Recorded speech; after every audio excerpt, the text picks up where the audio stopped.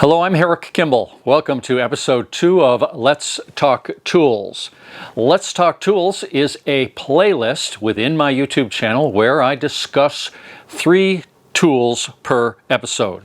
Old tools, new tools, and mystery tools are all fair game, and we're talking tools of all kinds here. Today, I want to begin by talking about this tool right here. This is a copper tube. It is hollow on this end, about 5/8 inch diameter. It is 7 5/8 inches long, and it is solid and pointed here on this end. Here's a close-up picture. I found 2 of these at the estate sale of a farmer in my community. He lived to 104 years of age. He was a real old-timer. There was a lot of old rope at the sale, and that being the case, I thought this might be a Marlinspike for working with rope. This picture here is from an old C.S. Osborne Company tool catalog, and it shows the Marlinspikes they sold. You can see a definite resemblance. I listed one of these suspected copper Marlinspikes on eBay for $19.95. I made it clear in the description that this might be a Marlinspike or a FID, but I could not say for sure. A FID is a similar tool for splicing and working with rope. This is a picture of a modern FID that you can buy on Amazon, but it looks like a FID is decidedly different than a Marlinspike because it's not a full tube. It is cut away on one side like you can see in this picture. Well, I sold the Marlinspike FID mystery tool to a guy who was very pleased to get it, but he told me that he thought it was actually the point off of an old lightning rod. That prompted me to look up lightning rod points on eBay, and this is what I found. There are numerous listings for these lightning rod points, and they typically sell for around $25. In this instance, it turns out that my mystery tool is not actually a tool, but it certainly could be used as a tool. Next up, I want to tell you about a truly remarkable little tool, and this is it right here. It's called a Carlton File-O-Plate.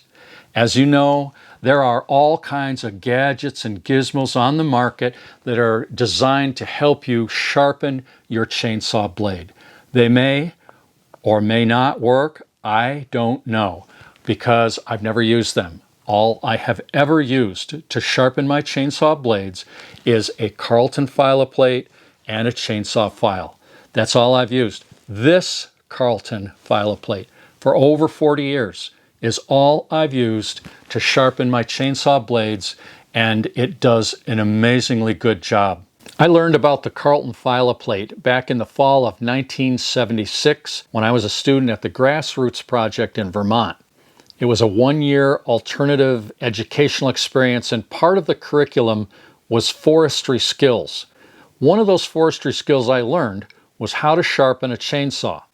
All the school's chainsaws were equipped with Carlton chain, and we learned how to sharpen with a File-O-Plate. The Carlton File-O-Plate was developed by Carlton in the 1960s. It does 2 things. First, it provides a guide for your blade file. What you're looking at here is a picture of the File-O-Plate in position for sharpening a tooth. And this picture shows how you angle your file to match the angle of the File-O-Plate when sharpening. After you get the blade sharpened to the right angle, you remove the guide and freehand stroke to remove excess material from the gullet. The Carlton File-O-Plate instruction manual calls this freehand filing gulleting, or as YouTuber Buck and Billy Ray often says, get the gullet. Come on in a little closer, friends. Let's talk about getting the gullet. The second thing the Carlton File-O-Plate does, and this is the thing that makes the File-O-Plate so special, it helps you to precisely file down the rakers on your chain to the ideal height. Raker height is critical if you want big chips and fast cutting action. Raker gauges like the one shown here give you a constant overall raker height on your chainsaw blade. But the File-O-Plate gives you the optimum height for each individual tooth. The difference is significant. The File-O-Plate uses what is known as the progressive method of raker gauging and filing. Here's a clip from one of Buck and Billy's YouTube videos showing how this is done. Check this out, right? Look. 1, 2, 3. Let's get this square, okay? Done. Forward, shaklank. These are freaking high for this gauge. Now, slide her ahead. Right there. Done.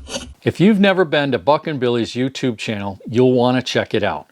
He's a whole lot more entertaining than I am, and you can learn a lot from him. There's a link to his channel and his website in this video's description. Unfortunately, Carlton no longer sells their File-O-Plate.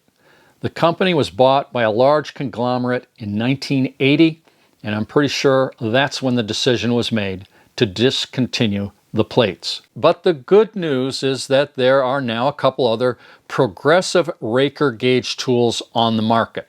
This one here, made by West Coast Saw, is a 3/8 C. The C is for Carlton chain, and the 3/8 is the chain pitch. They call it a depth gauge, and that particular gauge would work for the Rakers on my chainsaw blade. It's important to note that Carlton File-O-Plates and these West Coast ones are chain specific. In other words, there are different File-O-Plates for different kinds of chain. If you're interested in learning more about the Carlton File-O-Plate and the finer points of chainsaw chain, I have a link to a free download of an old out-of-print 32-page Carlton chainsaw chain book. It's very informative. Next up, I want to tell you about this Ox Tough Carbon marking pencil. That's what they call their mechanical pencil right here. This is a mechanical carpenter's pencil. It's often referred to as, and there are numerous varieties or brands of these on the market. These are kind of a newfangled thing, and I'm usually late to the party when it comes to newfangled things, but I am a bit of a pencil geek, and seeing as these are so popular in the building trades now, I decided to buy one. This was at Lowe's, this Ox brand, and it was around 15 bucks. All of these different mechanical carpenter's pencils have a plastic sheath with a clip, and the pencil fits in there securely, doesn't come out, and the point is not damaged when you put it in there. Like with any mechanical pencil, you click the end to advance the lead, and you can push in the end and retract the lead by pushing it back with your finger like that. And by the way, I'm calling this lead, but I know it's graphite. It's just an old habit. Pencil lead, pencil graphite, just doesn't sound right. But it is graphite, technically speaking, not lead. Anyway, it's 2.8 millimeters diameter.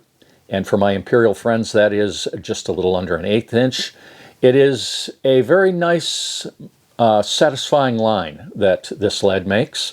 And all of these different styles of mechanical carpenter's pencils have a built-in sharpener somewhere. On the Ox here, it's in the handle right there. You just insert and twist, and it makes a very nice point. I have used this Ox Tough Carbon marking pencil now for over a month. Not so much in the building trades, doing carpentry work, although I did use it on one project, but I've used it here in my Planet Whizbang mail order business because I use pencils a lot, and I like it. It's fun. Like I said, it makes a nice line, and it's got that handy clip. That's a good thing. And one advantage this has over the traditional carpenter's pencil is that it doesn't get shorter when you use it. It stays the same length all the time. So the question arises, are these mechanical carpenter's pencils better than a traditional carpenter's pencil? And I would have to say that they are not necessarily better. They are just a different option. And they're well worth trying out. That's my opinion. You should get yourself one if you have any interest at all. Don't hesitate to get one. They're, reasonably priced. Not as reasonably priced as the traditional carpenter's pencils, especially if you have a local lumberyard like I do, where if you ask, they've got these behind the counter for contractors, and if you ask, they'll give you one or two or a handful for free. That has been my experience for decades. And a properly sharpened carpenter's pencil is a perfectly fine marking tool for most situations. In doing trim carpentry work, quite often I have used a 0.5 millimeter Pentel mechanical pencil like this right here. Makes a very fine line, and there's nothing wrong with that. So different pencils for different strokes, and the Ox is well worth giving it a try, or one of the other ones. I think they're all essentially the same. Thanks for watching this episode of Let's Talk Tools. If you missed episode 1, go to the playlist on my channel and make sure that you subscribe so that you can tune in to episode 3. It's gonna be a doozy.